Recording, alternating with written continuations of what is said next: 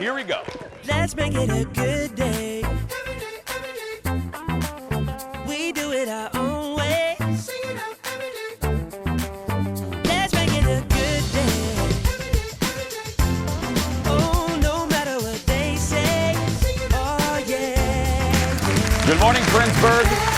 Good morning, Plymouth. Or as I call it, Plymouth.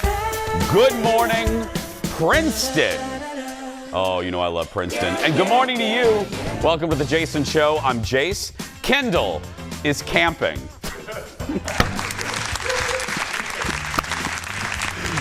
Right now, she's in the woods.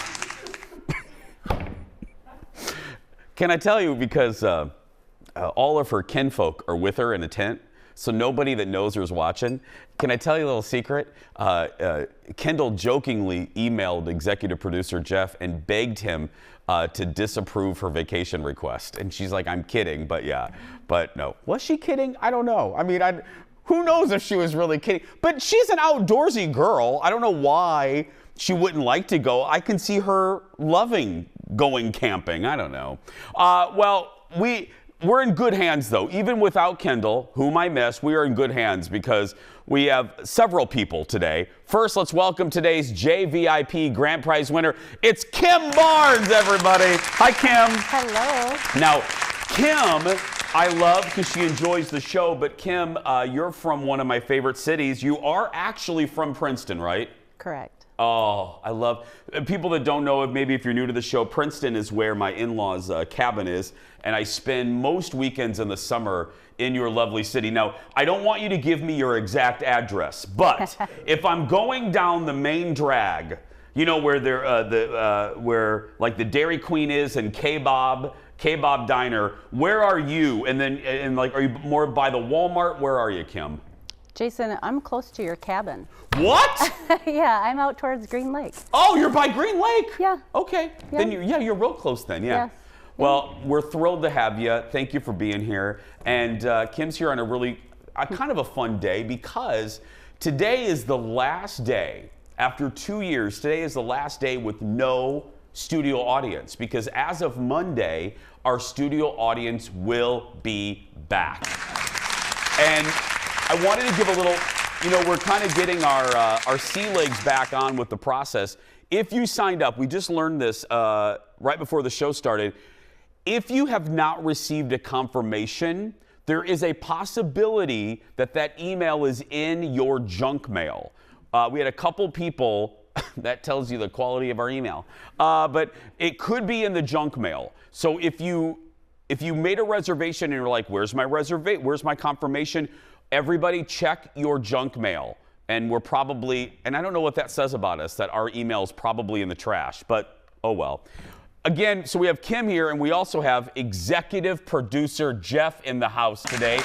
It's Jeff Cam. There he is. Is it weird that I just clapped for myself? You did actually press the applause button for yourself. Oh, well. It's oh well. This Jeff Cam is back after a few weeks. Jeff we had to fix the podium. Yes, that's right. He was kicked by a large animal and broke his back, so we had to get the new Jeff Cam. How do you like the new Jeff Cam, Jeff? You feeling good? It looks great. As long as it takes a few years off me, we're good. It does. We have the Barbara Walters lens on there, Jeff. Don't worry. And really quick, before we get to the dish, the staff accidentally told me something that I'm allegedly not supposed to know. Allegedly, there's now a Leo cam and a producer Ted cam. Leo! Hi, Jason. Look at the Leo cam, everybody. Oh, Leo, you're looking good, buddy. How come you didn't know about this? Nobody tells me. Oh, well, I told Jeff. He was supposed to tell you. Oh, Jeff is denying that. Oh, wait, what is happening behind you? That was Ted. Now I'm supposed to be going to the Ted cam next. Well, I don't have a Ted cam unless I spin this around or if he sits behind me here. Oh, so it's on. The Ted cam is in the other control room. Oh, okay, I got it. Well, Leo, I'm so glad that you're camered up just in case I ever need to compliment you. There we go. Or yell at you. It's time to get started. Let's roll the hot dish. Here we go, everybody. Woo! I forgot my spoon again. I'm going to eat like an animal with my hands. First up, talk about good timing. David Letterman released his guest list for the new season of his Netflix show. And headlining this season, Will Smith. Now look, so you're thinking, oh, that's great. But here's the deal. The interview reportedly took place before the Oscar slap. So we don't know if there's going to be any reference to the incident. Now I'll get back to that in just a second. But also on this season, Cardi B, Billie Eilish, Julia Louis-Dreyfus. I'm looking forward to that because Dave loves her and she loves him. And Ryan Reynolds. The new season drops on May 20th. Here's what I think they're going to do. They're going to have to acknowledge it in some way or they're going to look foolish. So there'll either be a graphic off the top of the show that says the following episode was recorded in March of 2022 before the, or they're going to have to maybe do like an additional conversation. I don't know if Will would agree to that. I don't think he's going to be saying anything for quite some time. I actually don't think Will say anything until Chris Rock says something. So either Dave has to say something or there's going to be some sort of graphic. Don't you think, Jeff? They're going to have to acknowledge it. Yeah, and who's going to watch that? I mean, that's all we're going to think about is what he did at the Oscars the whole time. You're an award-winning executive producer. How would you... I've been nominated, never That's right. Exactly. awarded. Always, you're the bridesmaid, never the bride. Yeah. What would you do, though, all kidding aside? How would you... You're the EP, and I've done an interview... And then after the interview, news happened. What would you do? I mean, if he doesn't agree to another interview, I would just say we recorded this before. He has not commented. Okay. Just move on. Kim, would you watch this at all, knowing what? I mean, even if he doesn't address it, would you watch out of curiosity? No. Okay. No. No, I love the Kim already.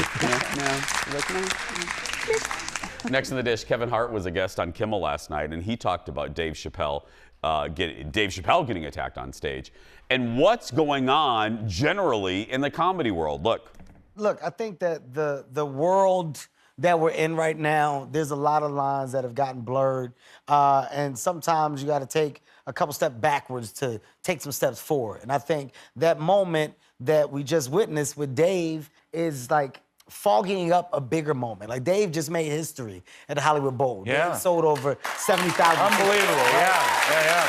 And Dave went back after that and finished doing the show and didn't let that thing be a big thing. Yeah. He quickly moved on from it and got back to doing comedy, and that's what a professional does. Yeah. Ultimately, these moments of improfessionalism should not break professionals. They shouldn't shape or mold the world that we're now being seen or viewed in. So I think it's time to get back to a place of respect for your live entertainer and understand what you're coming to the show.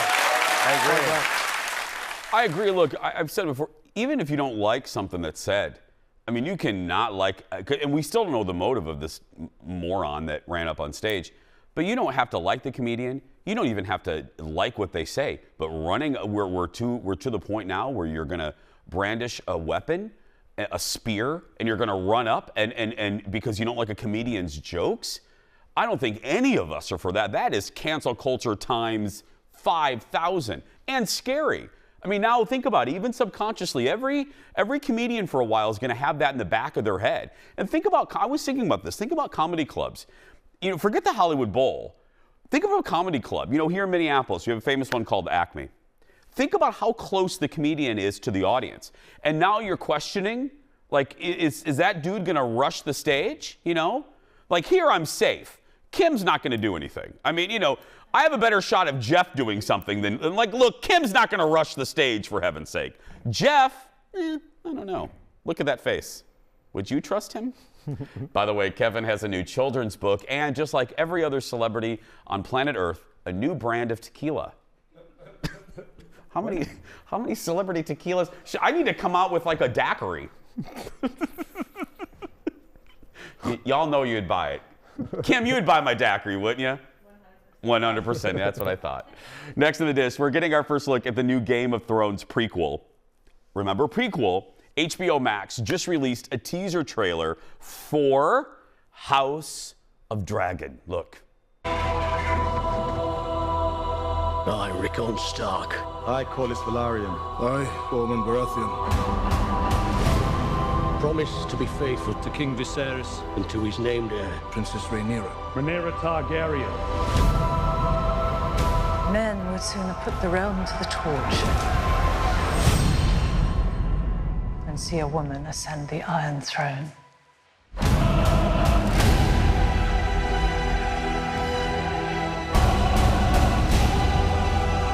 We play an ugly game. You have the determination to win it.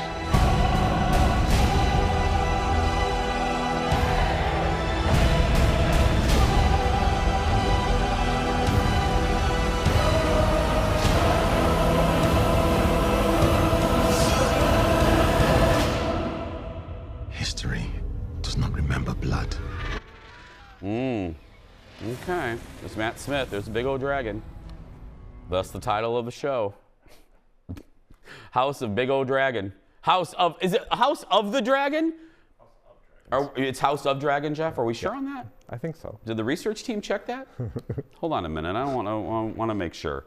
House of Dragon? Mm-hmm. That also sounds like a lovely, lovely Chinese restaurant. Oh, yeah. Doesn't? Oh, Ted just checked. We are wrong. It's House of the Dragon. Just one? Just one. There's just one single dragon. Ted would like me to express to you that on behalf of our entire staff, we apologize for not putting the in that graphic. House of the Dragon debuts in August. Looks good. I've said it before, not a big Game of Thrones. I had to dump out after like season 3. It got too complicated for me. If Kendall was here, and I'll speak for Kendall, the series finale, like my buddy Alexis and Dawn on the radio show, the series finale in the last season was so haphazard that it ruined fandom for a lot of people, and I wonder if that's going to affect the ratings for this. Just saying. We have a lot more to come. Stay right there. We'll be back right after this. Back in a moment. The dish isn't done. Coming up next, Sheryl Crow stopped by Howard Stern and spilled some tea about Michael Jackson and Fleetwood Mac. Wait till you hear these stories. Then, it's my latest best things ever. All right, gather around. So, a show and a comedian I am loving, and you will too, I bet. And our special guest today, one of the hottest chefs in the Twin Cities, my buddy Yia Vang, is back in our kitchen. That and more when we come back.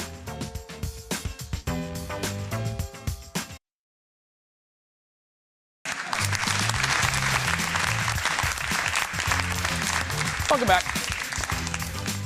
Well, Mother's Day is Sunday, and Jimmy Kimmel's team had a few stars read their texts from their mother, and that is our late night rewind.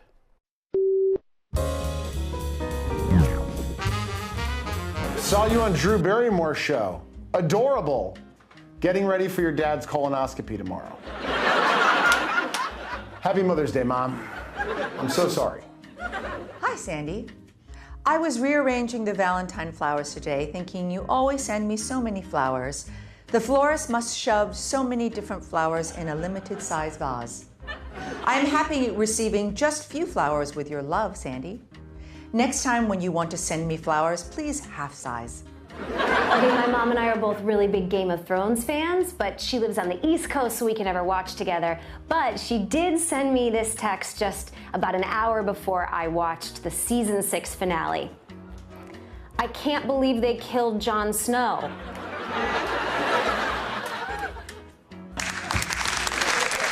Well, you know, spoiler alert, Mom, spoiler alert.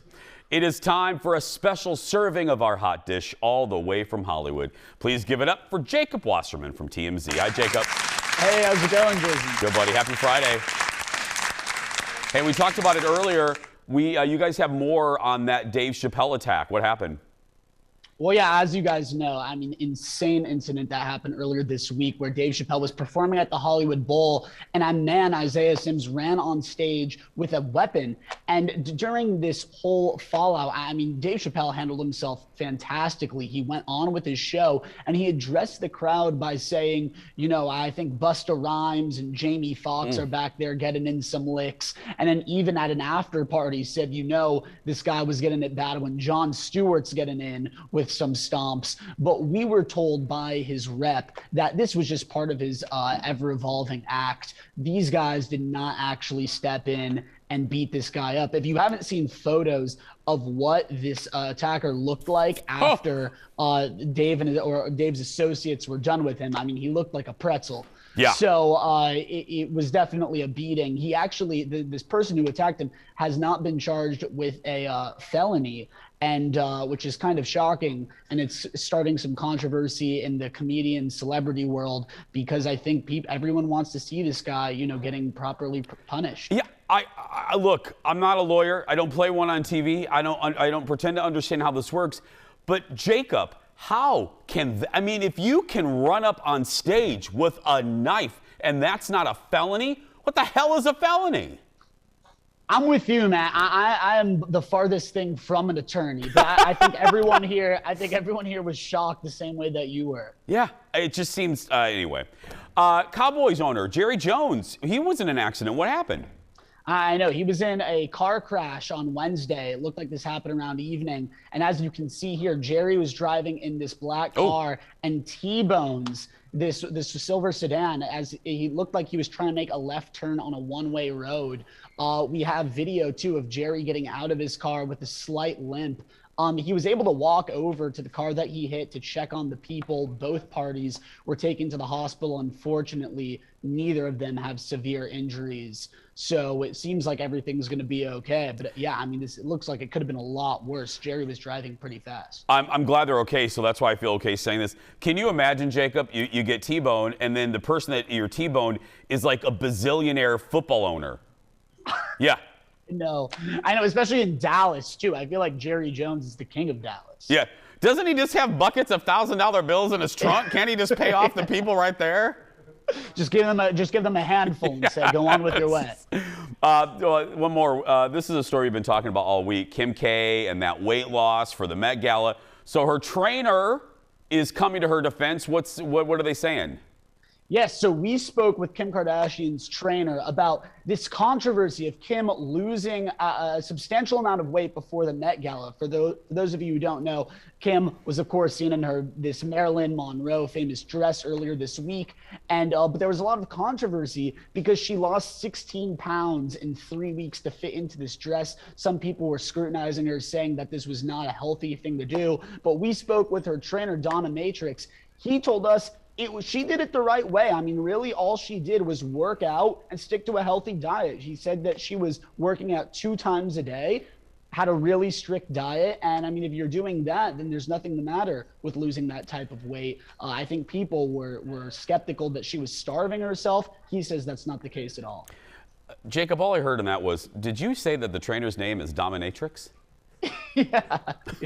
Yes, he is ridiculous. Not that I wasn't paying attention to anything else, but I'm just saying. it was that one. It sticks out. I get what you mean. Sticks out. Thank you, Jacob. Have a good weekend. Yeah.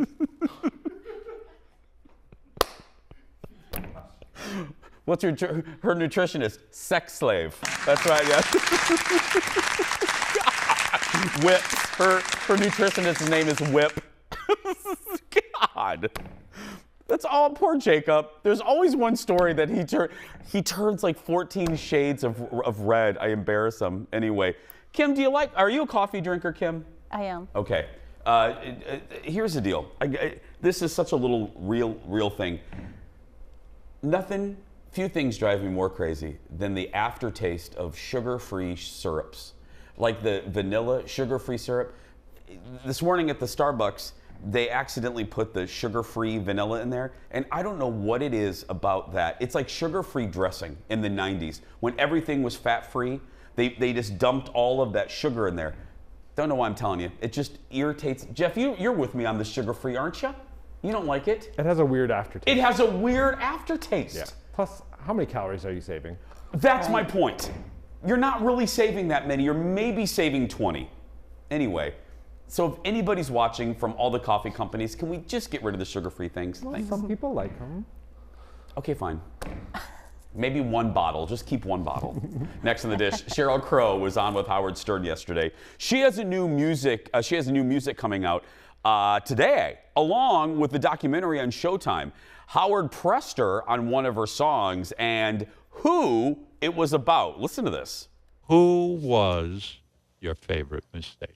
I couldn't reveal that. Why? You knew this guy didn't care for you anymore. He wasn't treating you like when you first I'll give met you the him. scenario for this particular person. When I first Thank met you. this person, he was with somebody at a radio event, and I was like, oh, that's weird.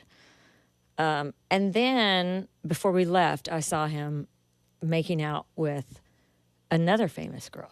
Both of these, one was an actress, one was a singer. And I was like, oh, that is so gross. And then what happens? Then, you know, much later on, we wind up on a handful of gigs together, and I get sucked in. Aren't you disgusted with yourself when you say, I know this guy's bad for me? Yes. Yes. Yes, So you were the answer is yes. She also told the story. There's so many. Again, Howard, I love you. Please call. I've cleared my deleted messages out. Anyway, old story. Howard Stern called me, left a message, couldn't leave a message because I didn't delete my voicemails. Anyway, one of the biggest tragedies for me ever. Anyway, she also told the story. She went to Michael Jackson's house because she was a backup singer for MJ. MJ I'm going to try to say this with a straight face. MJ invited her over. They're sitting on the lazy boy sofa in MJ's house, and they're watching Amos and Andy. And then the monkey, and then the little chimpanzee monkey, Bubbles. Remember, he had a little monkey. And the chimpanzee comes out and sits on Michael's lap and was irritating Michael. And Sheryl said, Michael was poking Bubbles in the chest with the pencil. Or a ballpoint. Was it a ballpoint pen? It was a pen, because he said that's the only way to keep him under control. How about not having a chimpanzee? I love monkeys, my favorite animal. I would just never own one. But if you're Michael Jackson, who tells you no? I mean, who told you no? I mean, you know, they're not going to say you can't have Bubbles. But can you imagine what a trip? I would feel like I was high. You're sitting there, there's Michael Jackson, and he's watching Amos and Andy, which right there, I could stop there. That's odd. And then a chimpanzee starts running around. Next in the dish. Oh, and she also talked about how she was supposed to be in Fleetwood Mac. She was supposed to be in Fleetwood Mac. She accidentally told, not accidentally, but she let it slip in wasn't it in the press, Jeff? She told somebody. Yep. She told somebody, Lindsey Buckingham got so mad that he put a kibosh on her joining Fleetwood Mac. And the irony, Lindsey Buckingham's not in Fleetwood Mac anymore. Just saying. You can see the whole interview on Howard's Sirius XM show. Just get the app. Next in the dish, earlier this week, we showed you the new Lady Gaga song on the Top Gun Maverick soundtrack. The song instantly became a hit with Good Day producer here at the station, Baby Bjorn, the BB. But in a new interview, the director of the movie confessed that he was worried the song was going to suck. His words, not mine. He said he and the producer were driving over to the record label, afraid they were going to have to tell Lady Gaga, thanks but no thanks. But as soon as they heard the demo, boom, it was done. I wanted to do this story because can you imagine, like Kim, can you imagine you're the producer of a movie and you sign up Lady Gaga and you're like, okay, Gaga, I want you to do a song for my movie. You have autonomy, you have creative freedom. And then what happens if you don't like it? Like, what, do you tell Gaga you don't like it? Would you? No, I'd just take it. Kim's like, we'll just put it in the movie. But seriously, how do you have that conversation? What do you give her some creative feedback of like, ooh, I know you're Gaga, but I just don't know what that conversation would be like. It's crazy. Thank goodness, though, we like the song. Because remember, Prince did the music for Batman in 1989, and not everyone at Warner Brothers liked that music. But Tim Burton, the director, stuck with it. So there we go. Sometimes executives don't know what they're doing. Imagine that. We'll be right back. Back in a moment.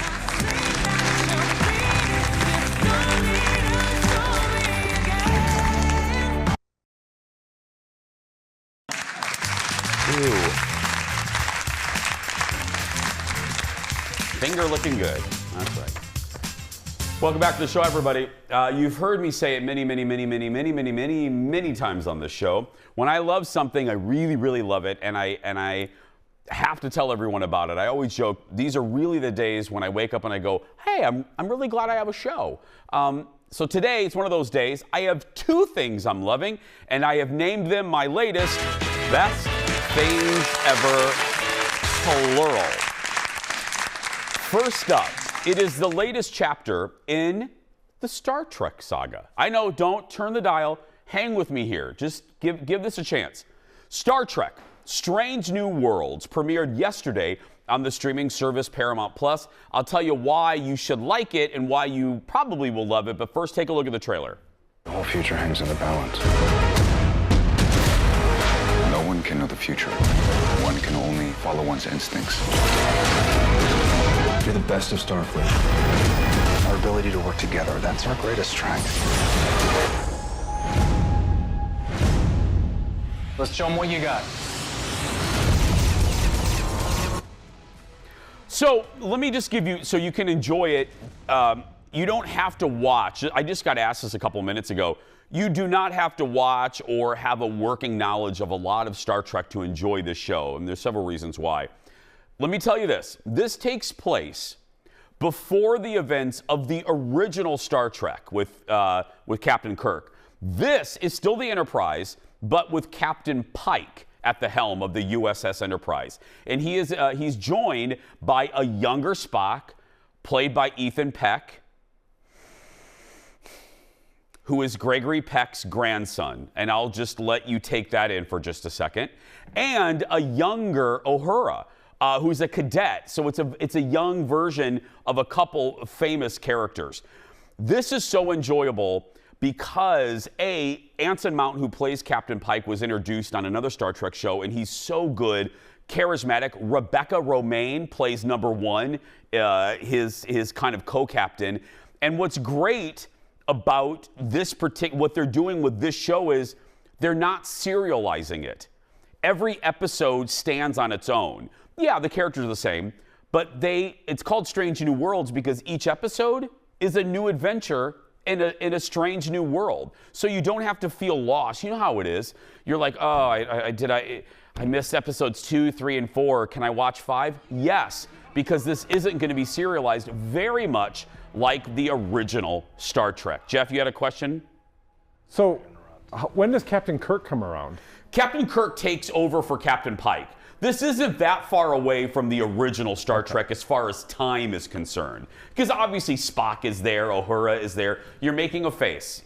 You're questioning this? So I'm someone who's never watched any Star Trek. Would I like this? You would. Okay. Let me give you my best example. Colin, my significant other, my better half, did not watch nor did he like Star Trek at all, and dipped into Discovery, another Star Trek, and liked it immediately. This, I would say, is even an easier entry because of the fact that it's not going to be serialized. Watched it last night. Love it. Love it with a capital L. I think you will too. Episode 1 is available right now on Paramount Plus. My next best thing ever is something guaranteed to make you laugh. Before I tell you, I walk in every day, and I've told you the routine is, I get into the office and I sit there with Jeff for a few minutes. We talk about the show. Mainly we gossip about photographer Eric. And he tells me about, and he looks at me and he goes, oh my goodness, have you heard of this comedian named Mateo Lane? I had not, and I feel bad because I should know him. I should love him. Now that I know him, I love him, and I think the same will be said for you. He has millions and millions of likes on TikTok with his hilarious stand-up, covering everything from dating to Starbucks. Now, this is one of, when Jeff showed me this routine, I really did LOL out loud. He talks about Oprah Winfrey. And we're stuck with Rachel Ray forever because she's one of Oprah's Horcruxes, so we'll never get rid of her.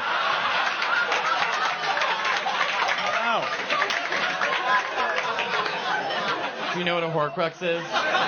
Do you have any idea? You have no idea? All right, gather around. So, you ever seen Harry Potter before?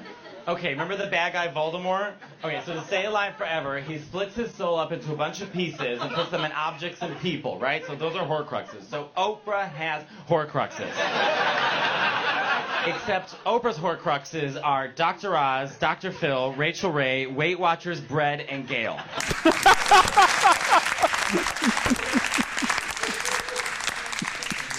Those are Oprah's Horcruxes. He also does another routine about how you can't have more. It's like the Sith. You can't have more than one gay at any Starbucks. He said because, and he's going to be on our show. I'll tell you about that in a second. He says if you have one gay at a Starbucks, blank gets done. And we do. We're like, okay, we're going to do this. We're going to do this. Get that schedule up there. Grind those beans. Clean that floor. But if there are two gays, nothing gets done because all we're doing is talking and judging you. That's the truth. We're excited because Mateo is coming to Minnesota for the Minneapolis Comedy Festival in June, and we just booked him to be a guest on our show. I sure hope he doesn't cancel on us on the last minute like Jay Moore. But anyway, you can get tickets to the Comedy Festival now. Yes, that was shade that you just witnessed coming from me. You can get tickets to the Comedy Festival right now. Just go to MinneapolisComedyFestival.com and don't miss Mateo in studio on Friday, June 17th. That's right, he won't cancel like Jay Moore did. Mateo and Star Trek Strange New Worlds are my latest best things ever. We'll be right back.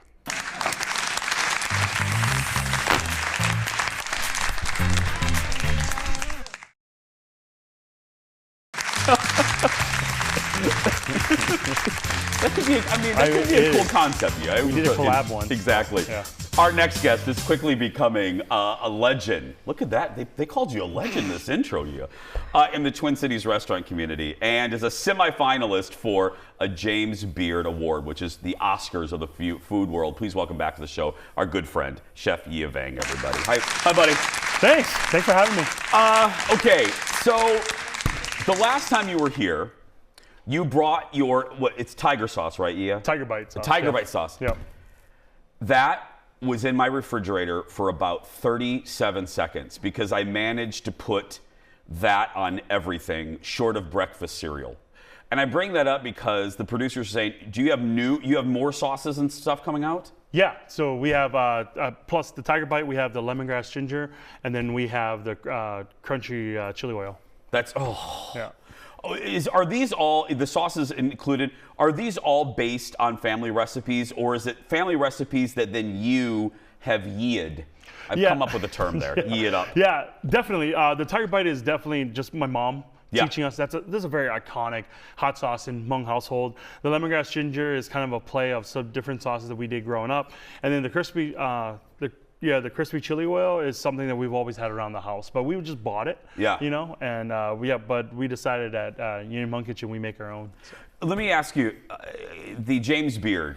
I know that people don't get into the business to get awards. They don't get accolades. You don't really do it for that. Mm-hmm. But what was it like when you found out that you were a finalist? I mean, that has to be that's validation. I mean, that's good feedback. Yeah, definitely. To be completely honest, I was just, I didn't even know. So I literally had my phone off. I was out to lunch with my girlfriend and had my phone off. I was like, and then I turned my phone back on and there was like 50-some missed messages. And I'm like, man, what's going on at the kitchen? So there was either that you thought something was happening in the restaurant? Yeah. That or the other thing was a lot of my buddies, we're on this text chain and a lot of college friends and old college friends. And they just, it was like a stupid meme they put up and everyone comments, you know? So I'm like, oh, it's probably one of those. I'm like, and I literally had to pull the car over and I looked and all these friends are congratulations. I'm like, what are you guys talking about? What's going on? And so I didn't know, and then I saw, and it was kind of like, I remember I pulled the car to the side and I started tearing up a little bit. I think the first person I called was my sister, and we were talking about it, and I said to her, Mai, you know what's really incredible is that when we were growing up, the food we ate, we thought it was just very, there's a Hmong word for it, it's called bano, which means very peasant, very poor, and nobody really liked it. And I said, but now, we can go to mom and dad and says the food that you fed us, on a national level, they think that's some of the best food in the country. And so that was something that we got to share as a family together, is saying that these recipes, these things that we're eating, it's literally from mom and dad's table. And now there's these national food writers that say, hey, we think this is some of the best food in the country. And so, as a family, we shared that together, and that was really awesome. I thought that was your answer, and my friend, it's interesting because it's. I hate when people say know how you feel, but I get that on a very personal level because, full disclosure, I've talked about it before. My grandparents, I have another thing that I do named after my grandparents, a Southern treat that, my grandparents were very poor. They lived in a house the size of the podium that we're sitting on right now, and to see their name on stuff means a great deal. So I get that, my friend. I get that on a level, That's something that I tell people is like when my parents came to this country, they had nothing in their name. They still have nothing in them, so that's why I named one of my LLC after them. So that if nothing happens, their initials are on this company. I get it. Tell the folks, I love everyone involved in it. I know a few. Tell them what you're doing with the Very Asian Foundation. Yeah, so I get to work with Yia and Michelle, and they're amazing. Hi, Yia. Yeah. She is so cool. She is. Like when I hang out with her, I'm like, you make me a lot cooler. Yeah, Yia. People, you're not supposed to talk about the competition, but I don't like that rule. I think it's antiquated and silly. Yia works for another television station, and she's a delightful human being. Yeah. So she called and said, hey, it's AAPI Heritage Month in May here, and said, can we do something together? And I said, hey, let me call a bunch of my restaurant friends. And, we kicked it off by doing this little pop-up at Yia Vang Kitchen called Munglish, and where we just we're like, hey, man, if they can take like Asian food and make it more white, I'm like, we can do the opposite, Yes. And so we had all these different dishes. It was awesome. We raised a little fund there, and part of the portions of some of these sales from all these different restaurants that are coming together, it goes towards the Very Asian Foundation. So yeah, they're doing such good work. Follow Yia. Get more information, and we're going to get more information. Actually, we're going to stop talking. We're going to cook more with Yia when we come back. Back in a moment, everyone. She's been in. Welcome back, friends. We are back with Yia Vang from Union Mung Kitchen. Hey, and I meant to ask you, we talked about the sauces, but I'm a dope, I forgot to. Where can folks get the sauces? Yeah, so right now we're with the co-op, so you can, Linden Hills and the Wedge Co-op. So it's all there. It's in the refrigerated section. And then just besides the sauce, we also have our seasoning and our seasoned salt. So we have a Szechuan peppercorn coffee rub for steaks. Okay. And then the other one is called a shumami salt, where basically it's what we did is we took like a ramen, the ramen packet. Yeah. And we kind of figured out all the, what goes into it. And so, so what we did was we made that into this seasoning salt, and you can put it over popcorn, grilled vegetables, whatever, Get this, I'm not kidding. The sauces, y'all, is so good. I've already named it the best thing ever. Okay, what are we making, my friend? Okay, awesome. So we have this asparagus salad. It's a new dish we have on. So basically, it's just charred asparagus. So we put those asparagus right on the grill. You get a good char on it, and then we cool it down. And then we have our maple syrup non-prick sauce.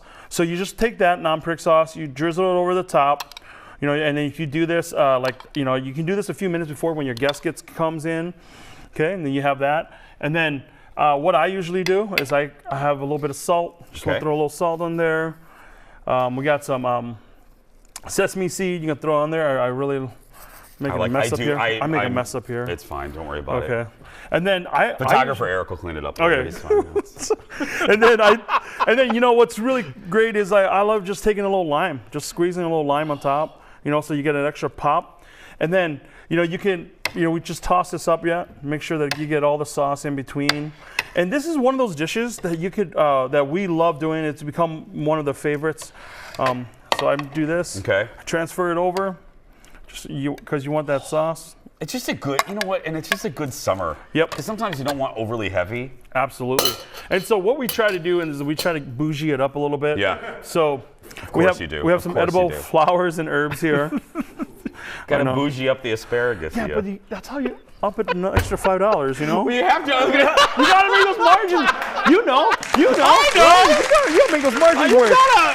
You gotta pay Excel Energy. Yeah.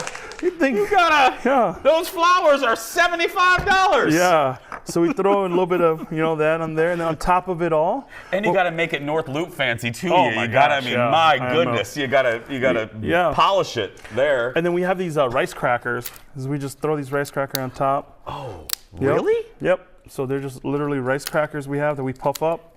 You just throw this on top. Oh.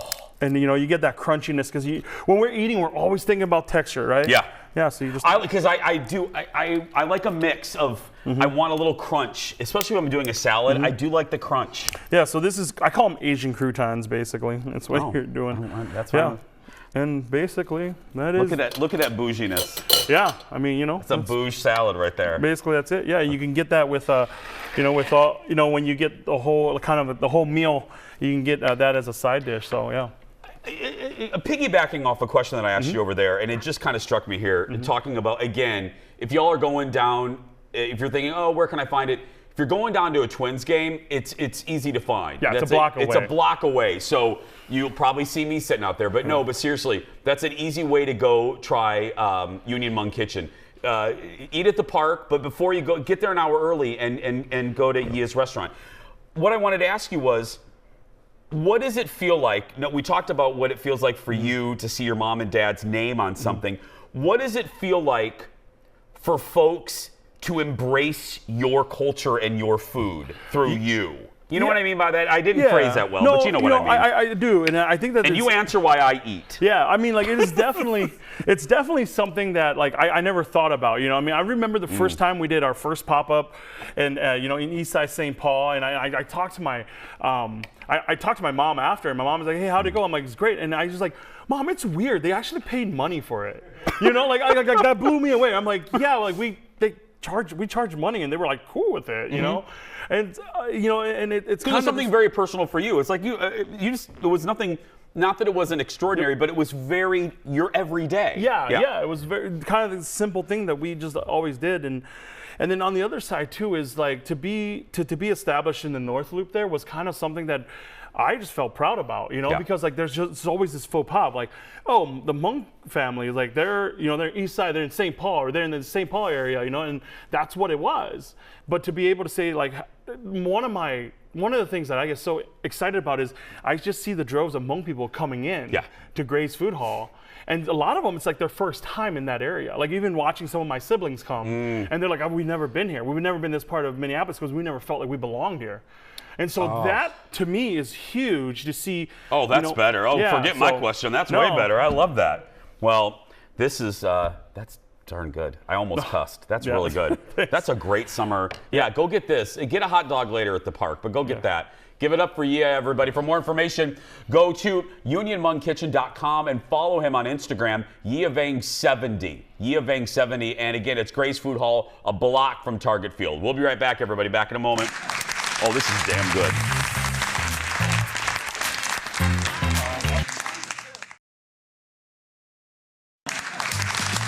Welcome back. How good is Yia? I love him so much. That salad, Addie's gonna post. Addie is gonna post it later on social media. I was eating that thing during the break. That salad was good. It's time for the world's shortest segment, everybody. Big news for Madonna fans. Madonna is set to release a new 50-track collection that includes her favorite remixes of her hits. The first one is out today. Look, listen.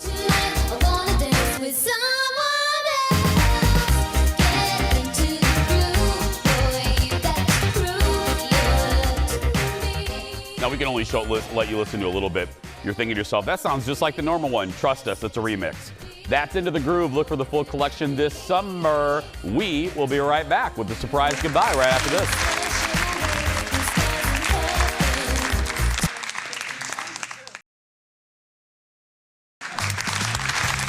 We just told our JVIP Kim that she has to stick around and clean the set for the studio audience returning on Monday. It's time for the surprise goodbye, everybody. I don't know what's in this segment until right now. A nightmare for a couple in California. They got home from vacation to find hundreds of birds inside their house. Oh my, look at that. They think the birds got in through the chimney. It took a few hours to get the birds out, but they left behind $20,000 in damage. And get this, the insurance company won't cover it because there's an exclusion on the policy regarding birds. Are you kidding me? Anyway, thanks to our JVIP. Give it up for Kim, everybody. Go visit Kim in Princeton. Don't go to her house, though. Just go to Princeton. Monday on the show, we welcome back our live studio audience after 2 years, and I can't wait to see you. If you want tickets, go to our Jason Show Facebook page. It's quick. In by 9:30, out by 11:30. Go out there and be yourself, because nobody can tell you you're doing it wrong. We'll see you back here.